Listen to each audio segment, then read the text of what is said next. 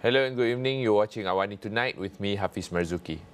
The investigation into viral images shared via Telegram showing alleged injuries of the body of Zayn Rayyan Abdul Mateen has been taken over by the Bukit Aman Classified Crime Investigation Unit.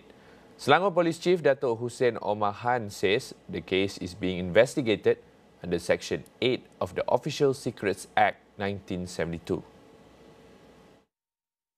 Last Sunday, the Petaling Jaya District Police Headquarters received a report about the circulation of the photographs. Hussein added, after the report was filed, his team conducted an investigation before the case was handed over to Bukit Aman. When asked about the possibility of insider involvement in disseminating the photographs, he said the matter was still under investigation. Earlier, the investigation papers on the alleged murder were also shared widely.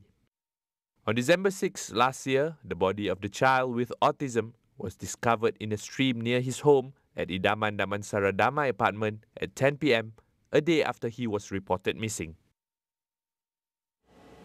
Micro, small and medium enterprises that are earning less than 150,000 ringgit annually are not required to issue e-invoices, says Second Finance Minister Dato' Sri Amir Hamzah Azizan.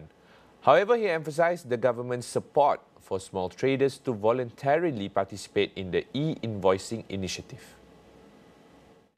He said the government is aware of challenges that MSMEs will face in implementing the e-invoicing mechanism, such as higher operating costs, information technology system upgrades, and lack of knowledge regarding e-invoicing. The e-invoice will be given to the LHDN within the first 7 days of the month. Amir Hamzah added that MSMEs could use the My Invoice portal for e-invoicing purposes without any extra charges. Beginning August 1st this year, taxpayers with annual turnovers exceeding 100 million ringgit are required to implement e-invoicing.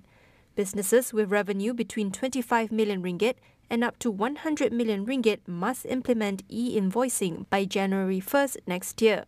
By July next year, all other businesses, including SMEs, hawkers and traders, are required to adopt e-invoicing. The Ministry of Education will work closely with the Ministry of Higher Education to ensure that all students who obtain 10 A's and above in the SPM are placed in the matriculation program.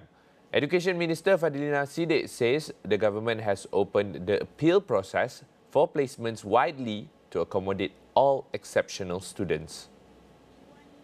Fadlina also assured the public that the MOE system has the information of all top SPM scorers and that the coordination of matriculation placements for all applicants will be done promptly.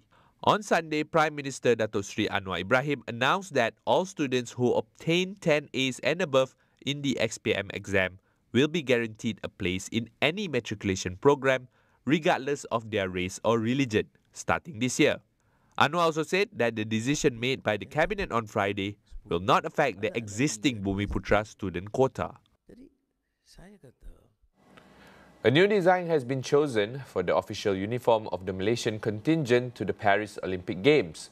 The Olympic Council of Malaysia announced the change following the feedback on the previous design, which was heavily criticized.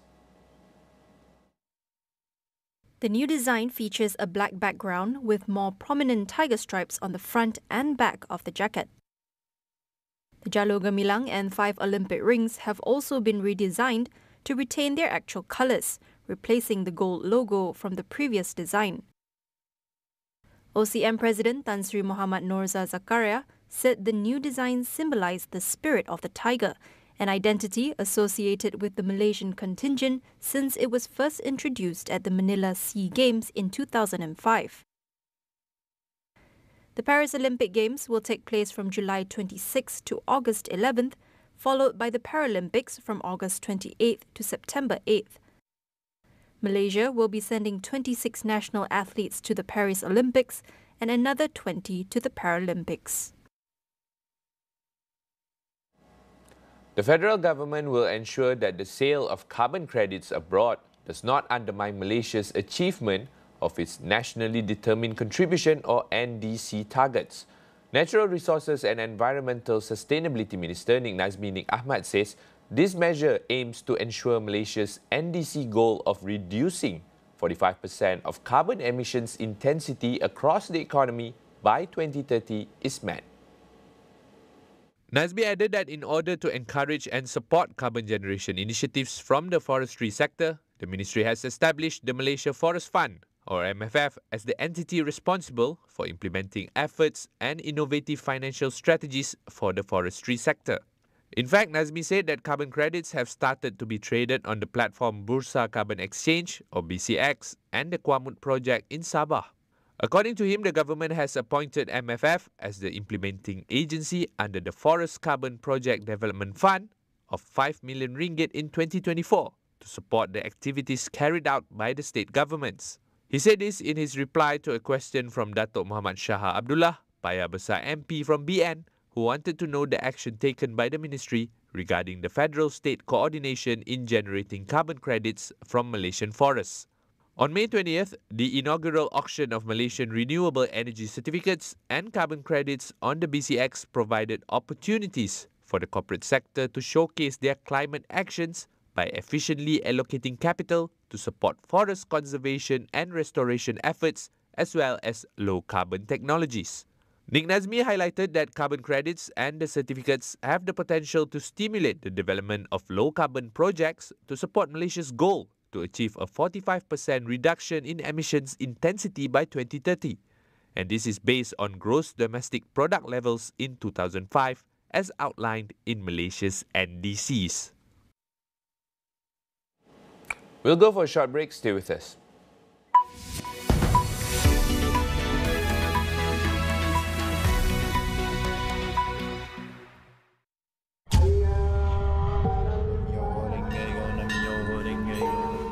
Daulat Tuanku.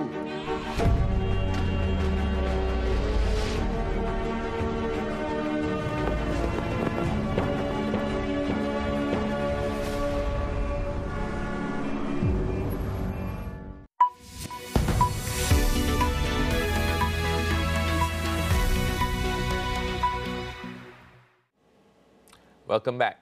The Natural Resources and Environmental Sustainability Ministry is in talks with the Economy Ministry to conduct a proper study on a national plastic policy. Since we are in the first week of Plastic-Free July, Hema Mahadevan from Greenpeace highlights key considerations for establishing a robust legal framework to phase out single-use plastics. Need to have laws eliminating all single-use plastics and other non-essential single-use plastics. So basically anything that is unnecessary, unsafe, unsustainable, and also plastic alternatives that are made out of single-use. The reason being is because we want to move away from the throwaway culture. Secondly, I think it's so important that we implement and scale up reuse and refill systems in transitioning away from single-use plastics, and also then taking into account a just transition for workers. So reuse systems present a vital opportunity to move away from the existing linear path that is currently being practiced. Thirdly, we want to ban toxic materials, which is used in traditional plastics and bioplastics, with requirements for the transparency of chemicals in plastic materials and products throughout their whole life cycle. And lastly, I think the framework needs to reject technologies that do not address the root cause of plastic pollution and greenwashing.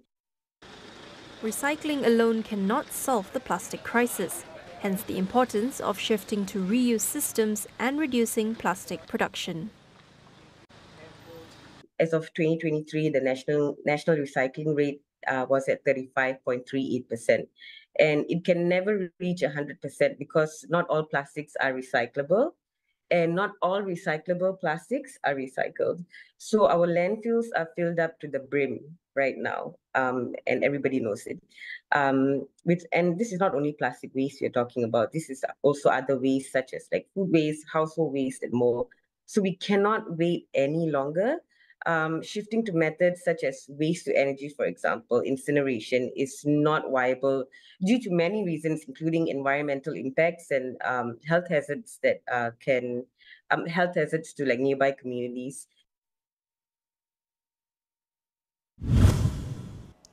The U.S. Supreme Court ruled that former President Donald Trump cannot be prosecuted for actions that were within his constitutional powers as president.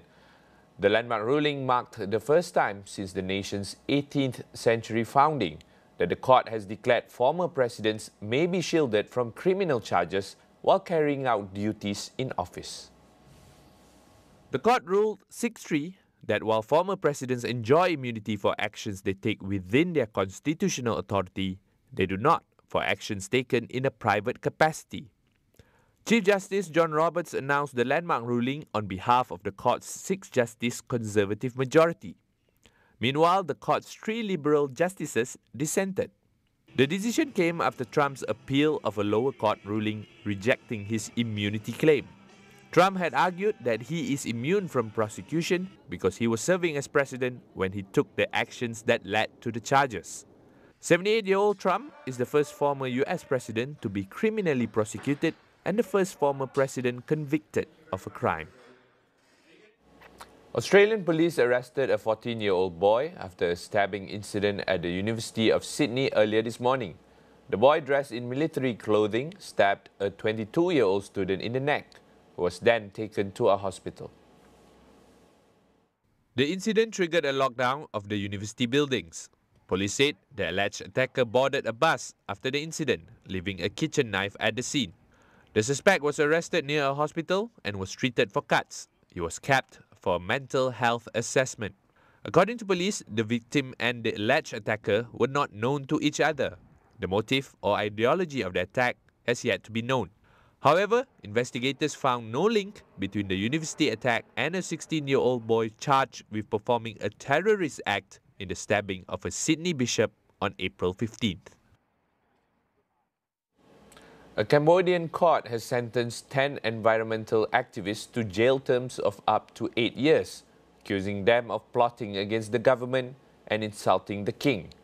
This verdict has sparked concerns over freedom of expression in Cambodia, especially under Prime Minister Han Manet, who assumed power last year following his father's decades-long rule. The activists from Mother Nature, one of Cambodia's few environmental groups, have denied the charges, calling them politically motivated. According to the group's lawyer, 3 of the activists, including the group's co-founder Alejandro Gonzalez Davidson, was sentenced to 8 years under the country's lèse majesté law. The remaining 7 were sentenced to 6 years in prison on unspecified plotting charges. Cambodia's parliament introduced the lèse majesté law in February 2018, prohibiting insults against the monarchy, a move criticized by rights groups who fear it could silence government critics, similar to its use in Thailand. Mother Nature has been a vocal advocate against environmental destruction in Cambodia, focusing on issues like deforestation, illegal sand mining, and corruption in development projects. Floods and landslides triggered by heavy rains have killed at least 34 people in India's northeast. The state of Assam is now on high alert as it braces for more rains in the coming days. Assam has been inundated by floodwaters for several days, affecting more than 600,000 people. On Monday, the Disaster Management Authority reported that all the rivers flowing through the state had crossed the danger mark at several locations. The main Brahmaputra River, which flows 1,280 kilometers across Assam before running through Bangladesh, overflows annually.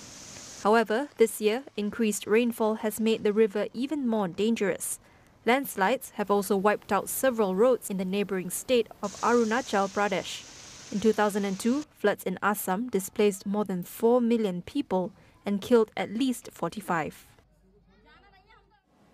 That wraps up this edition of AWANI Tonight. I'm Hafiz Marzuki. Thanks for watching and good night.